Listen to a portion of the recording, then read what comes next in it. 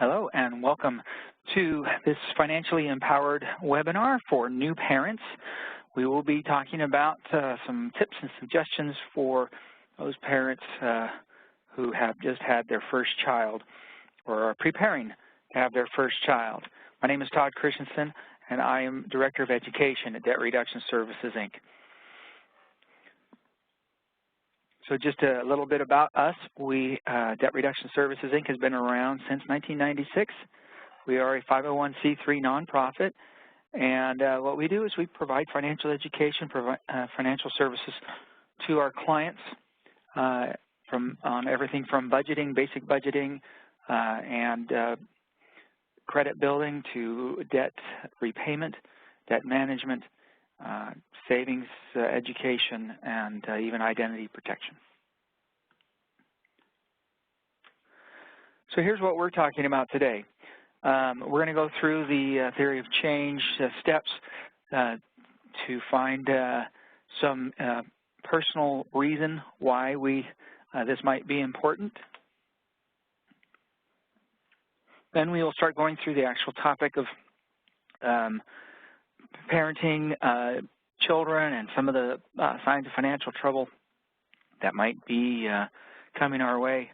And we'll go through the impact that babies have on our finances, current and future, talk about our long-term priorities, and we'll end up by doing an activity to complete your own financial home framework. So what I suggest before you begin is that you will need paper and pen or pencil. If you want to submit or request a certificate of completion or achievement for this webinar, there is a quiz that corresponds to it and a PDF handout that you can download for free from the same site where you would have accessed this webinar. Generally, it's at debtreductionservices.org. And you can look for the webinar link.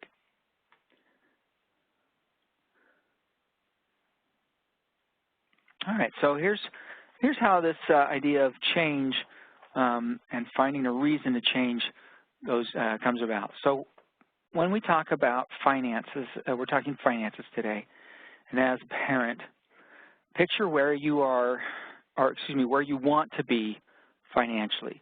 As a parent, what are some of the things you want to be able to provide to your child and to your family generally in your household? This might be 5 years down the road, it might be 10 or 20 or 30 years down the road. But picture what that looks like. Then once you have that, consider where you are now. Think about, okay, do I have the right account set up? Do I have the right kind of income? Am I at the right job? Do I have habits of saving or investing, or do I have the knowledge? Where are you now compared to where you want to be? Then ask yourself this: are you content with where you are now? If you're content with where you are now, then there is no change. Then there will not be any change happen in your finances. It's only once we recognize, hey, you know what? There are some things I need to be doing to be heading in the right direction where I want to be at some point. Once we understand that, I'm not saying we have to be miserable. That's not. I'm not looking for the opposite of being content. I'm just saying that if there is an understanding that there is an opportunity to change and head in a direction we would prefer to head in, that's where internal motivation comes into play. And then you can ask yourself this question: what am I doing to improve my chances of actually ending up where I want to be? Am I taking a class or a webinar? So, hey, congratulations, you are doing at least something. Have I met with a certain type of financial expert or professional? Do I have the right account set up for investments or for savings or for checking? Do I have a budget in place? Whatever it might be, what are you doing to improve your chances of getting from point A to point B when point B is where you really want to be. And then commit yourself to actually making that change. Tell yourself now and regularly, I'm going to change course. I'm going in this direction. I am going to do this. This is what I am doing. I am a successful person. I'm going to successfully do this, that, and the other. The power of of telling yourself what you are doing should not be dismissed or underestimated. Finally, what is one step you can take right now, today, to head in the right direction or get closer to where you want to be? Now, if you're not sure what that one step is, that's why we have this class today. So one other thing, if you do want to take the quiz for credit, you will need to note the 3 passcodes. They will be required to complete the quiz. I will be giving these passcodes during this webinar. This first one is POST, P-O-S-T. You can, of course, pause this webinar at any time, rewind, come back to it. But for now, the first password is P-O-S-T, POST. Okay, so let's just kind of go over what are some of the signs that there are there's trouble brewing in our finances, because sometimes we miss these signs. As bright as they might be to some people, we might just be so comfortable in where we're headed that we don't notice.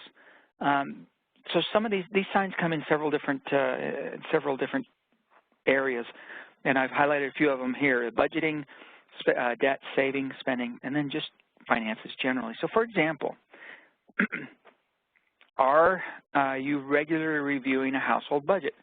If not, I'm not saying that there's going to be trouble next week or even next month, but without a regular habit of reviewing our finances, our expenses, and our income, we're much more likely to have trouble at some point financially.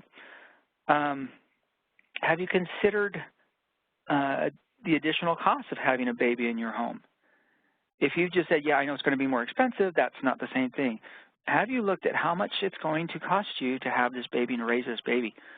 Might be a little late now to back out, but not that you'd want to.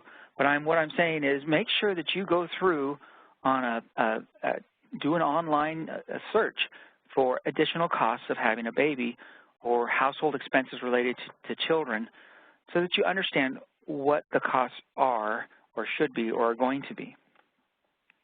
With relation to debt, are you keeping track of all your debts, particularly at this time of your life, hospital, doctor expenses, medical expenses related to the birth of your child? Are your credit card balances, have they gone up since your baby was born? If they have not gone down, and you are carrying a balance from month to month, there needs to be some extra attention paid to your finances. How about savings? Have you used money from your savings, or even worse, from your retirement fund to pay for baby's activities or supplies, bills, and other expenses related to having a child? That's a sign that there's some financial concern. There should be some financial concern there that you need to be working on a household budget and controlling your expenses and perhaps even increasing your income. As far as spending goes, are you, and this is controversial, but I'm going to put it out there, are you enrolling your baby in paid classes? You know, if there's no other sign of financial trouble, this might not be an issue. If you have the income and you're taking care of your own personal needs now and in the future, retirement and so forth, then this might be great. This would be a great idea. But otherwise, enrolling an infant in a class, you have to understand that that is much more for the parents than it is for the actual child. Have you shopped around for child care if you're going to need it? Do you shop around for clothing, for car seats, or do you just go into one store and find all of it at one place and not look around? Again, if there's no other signs of trouble and you can afford to spend like that, that's fine, but shop around. Do you insist on providing all the latest products for your baby's nursery? we all want the best for our children. We want to provide them with all the things that either we didn't have or that we are told now that they need in order to be successful. So problem is that sometimes it's not the experts that are telling us what our baby needs, it's the marketers. So be wary of what you feel you have to have in a nursery, what your baby needs to be successful or needs to be the happiest and best adjusted baby possible. A lot of the time it's just an advertisement that is promoting that sort of thing. Generally, and that can also go with clothing. Ask yourself this: if your child now is 6 months, 12 months, or older, is your child outgrowing their clothing and their shoes before they've even worn them?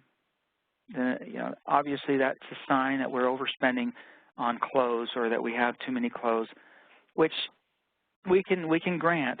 There are some very adorable clothes out there and outfits for our kids, but the child doesn't really care as long as they're warm and loved and taken care of. Generally, do you justify living paycheck to paycheck, or worse, going into debt because your child has to have all the benefits and opportunities life has to offer? Paycheck to paycheck is definitely a sign of financial trouble ahead. Do you regularly read parenting magazines just looking for the new products to purchase? What does my child need? What does this magazine say that I need to get for my child? Okay, again, ask yourself, is it the magazine's job to sell products and space in the magazine? Generally, that is one of the issues that one of the things that they do in their issues. Do you suspect that you might be spoiling your child, or you or your spouse? Do you lose sleep at night due to some financial worries? So these are just a few of the signs. There's many more signs there can be, but if you recognize yourself or any of these in yourselves or in your finances, then it's a sign that we need to pay more attention to our household finances. So understand now, as far as some of the pressures of being a new parent, what are some of the specific things that being a new parent does to our finances and our wallet?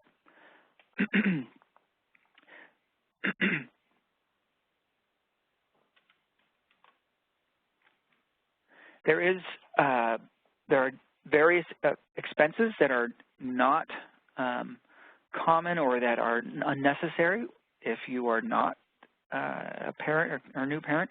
Things like, do you need to get a loan for a vehicle so that you now have room to transport your family around town or back and forth between work, child care, and so forth?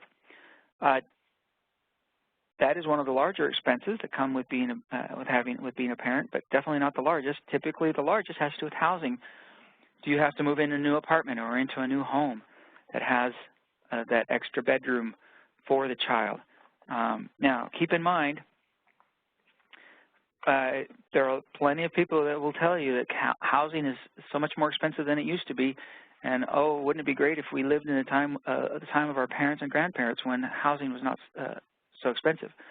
Here's the reality. When you look at the studies and you look at the statistics, as a percentage of our average paycheck, housing is actually smaller than it used to be.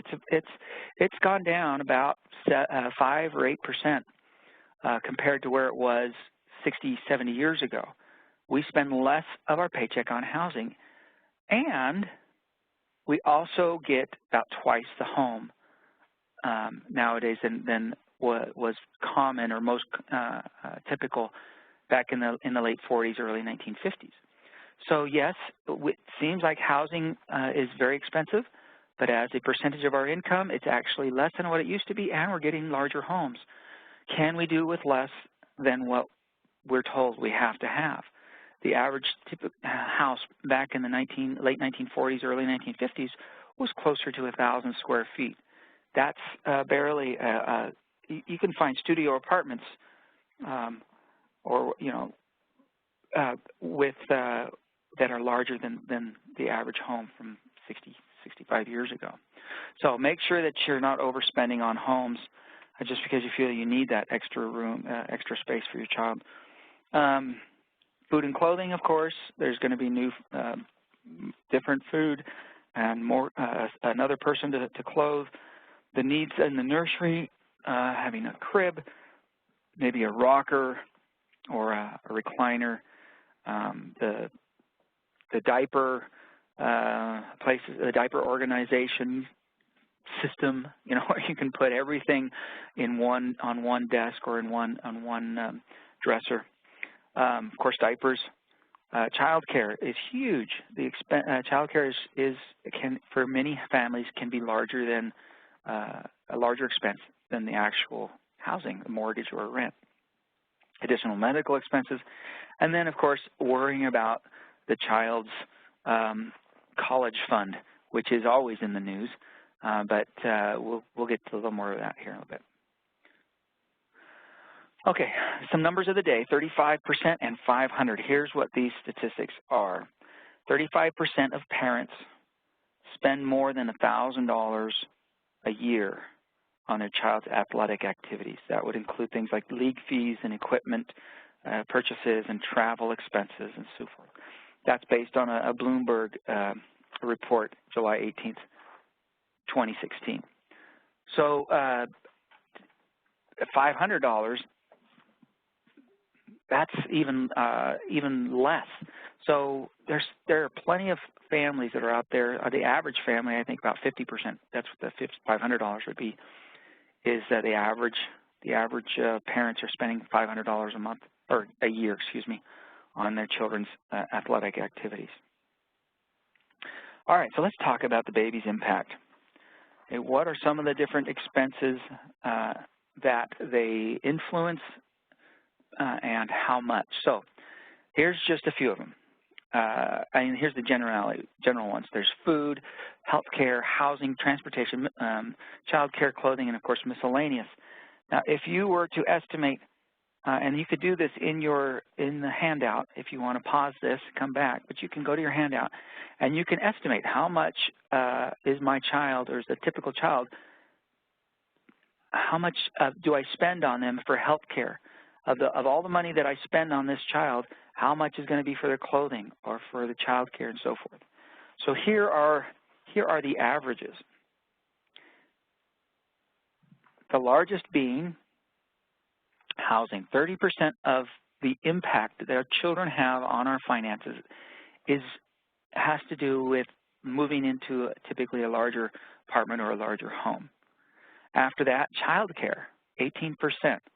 Now, that can change dramatically. There could be a huge range for that, from on the low end where you have a family member that's able to take care of the child, essentially for free in some cases, up to au pair, a daycare center, which is more expensive, and then an au pair where you have a live-in young adult, or an actual nanny, which is going to be even more expensive. So child care. And then after that, you have the food that you have to, additional food, and transportation, if you need additional transportation in places that you have to drive, followed by health care, which gets a lot of the news coverage, and clothing and miscellaneous.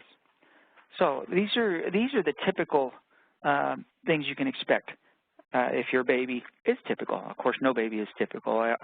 Our babies are always extraordinary, but here's the typical expenses that how they typically influence our expenses. All right, the second password is TUBE, T-U-B-E, TUBE, T-U-B-E. Okay, let's talk about connecting today and tomorrow when it comes to our baby. And what I mean here is we want to give our child everything today. We rarely, as parents, we are thinking about their future, but we rarely connect it to our own future, how we spend money on our children today, how that can impact our own future. So that's what we want to go over here.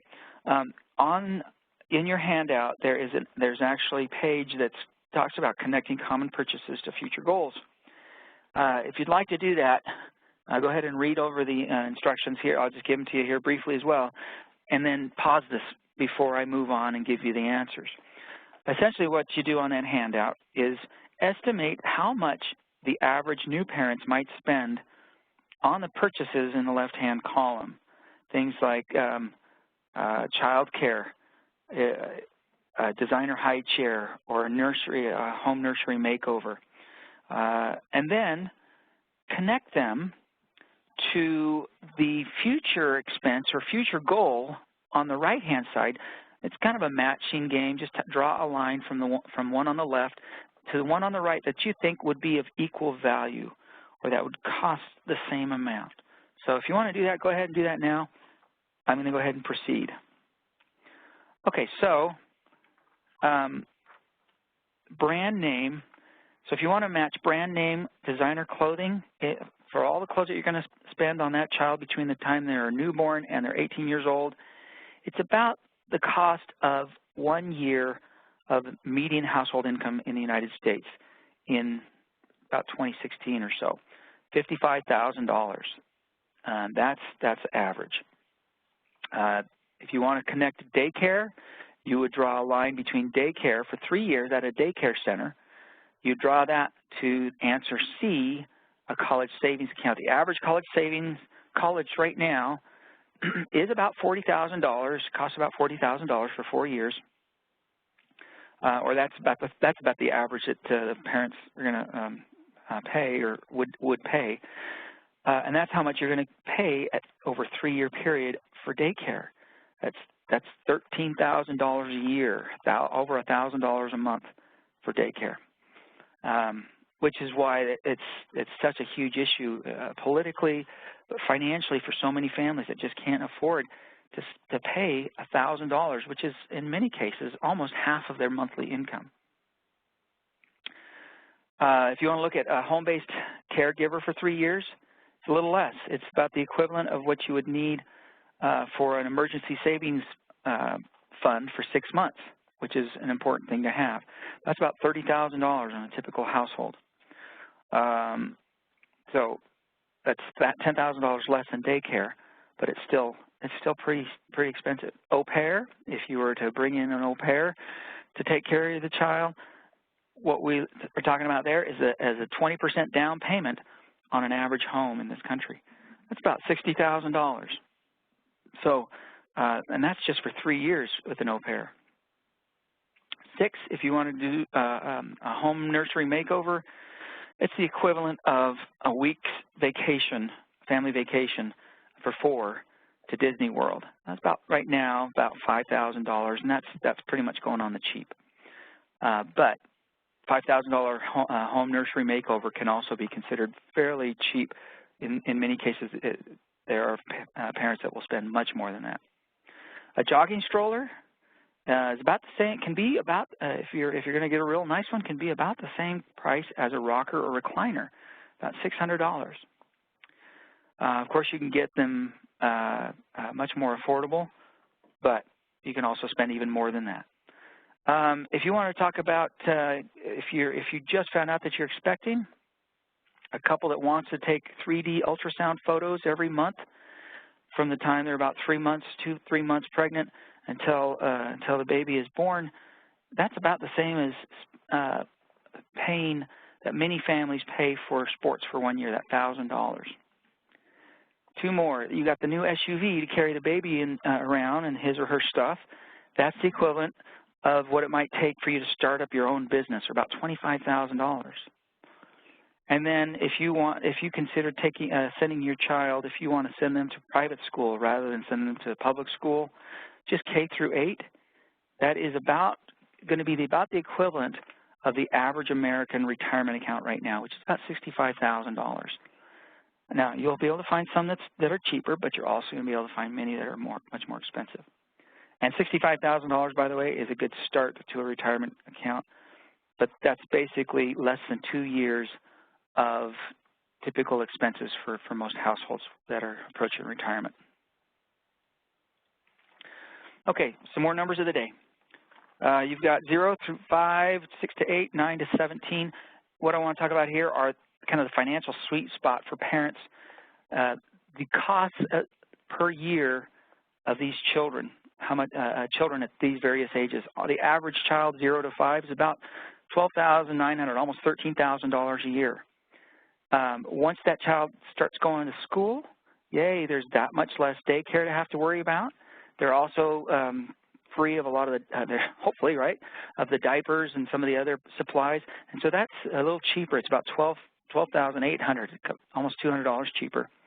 But as the child gets older, the expenses go up. And for children 9 to 17, the average cost to the parent is almost $15,000. And that's according to the USDA 2014 report on costs of children, child-related costs. Let's just talk briefly about our future. And this is another activity in your handout. It's called Assembling Long-Term Priority, the quadrants. Figure out, this is really important because too many parents focus only on their children and spend all their money on the children and they're not taking care of themselves. There are issues that parents are going to have. Their children is not their retirement plan. They have to have their own retirement preparations. And so look at some of these long-term goals that you might have. Pull out that activity sheet, and for each question or each possible long-term goal, ask yourself 2 questions. And then you'll place that goal, you'll write it in one of the quadrants as appropriate. 1, how meaningful is the goal to you? And then 2, how urgent or necessary is it? If it's both meaningful and urgent or necessary, then you'll put it in that top right-hand quadrant. And then if it's urgent, but maybe not so meaningful, but you know it's important, so you don't really want it, but you know it's important, then it would go in the top left-hand. If you really want it, but it's not that important, it's more of a want than a need, it would go to the bottom right-hand. And then, of course, if it's something you don't care about and it's not a need, it stays in the bottom left-hand. And the reason why this is an important activity is that once you visualize it and once you place those things, then you can see where should I really focus my efforts as far as my long-term priorities financially. And that would be anything that you've written in that top right-hand corner or anything that you've written in that top left-hand corner after that. Okay, now let's look at what your future financial home might look like. This is the next activity in your workbook. What you're going to do is take those ideas that you've just gone over, the goals that you've just identified previously in a previous activity, and you're going to start placing them on your home. So instead of using a quadrant, this is a very similar activity, but you're going to start putting the most important things on the foundation, because without a foundation to the home, it'll sink, it'll tilt, it'll tip over, it'll flood, and so forth. So put the most important things at the bottom. On the activity worksheet, you'll already see that an emergency savings plan is on the foundation itself. You can just start writing in where you think some of these long-term goals should be or would be in your home. Every home's going to be a little different. Now, foundations should all be very similar, but once you've identified your own long-term goals and priorities, yours are going to be different than everybody else's. So your home is going to look a little different. Now, as we go through this kind of information, just keep in mind that in the end, yes, all this extra work is worth it. Children are expensive, yes, they are. But when it comes to the end result, which is not a result, it's, again, one of those journey things, being a parent is among the hardest jobs in the world, but it also comes with the best benefits package you can possibly think of. The third and final passcode is LINK, L-I-N-K, LINK. All right, before we finish up here, let's look back at what we've talked about. Ask yourself, what is one thing now that you can do today that'll get you headed in the right direction where you want to be. What is one thing, when you look at those long-term financial priorities, what's one thing you'd like to do to get closer to them today? It might be opening up an account at your bank or credit union. It might be calling or setting up a retirement account online, or calling your HR department or talking to the HR department and getting a 401k match, a 401k deposit automatically set up. Whatever it might be, do it today. Here's some other options for you down the road, which you can consider doing. What we always suggest: complete other additional workshops and webinars. We have dozens now of webinars available on our website. Go back, take them all. They're free, and find other good programs. Just be careful not to spend hundreds of dollars on some of these, on some programs that are out there and available. Most of them are not going to give you anything that you can't find for free at some programs like Debt Reduction Services, Inc.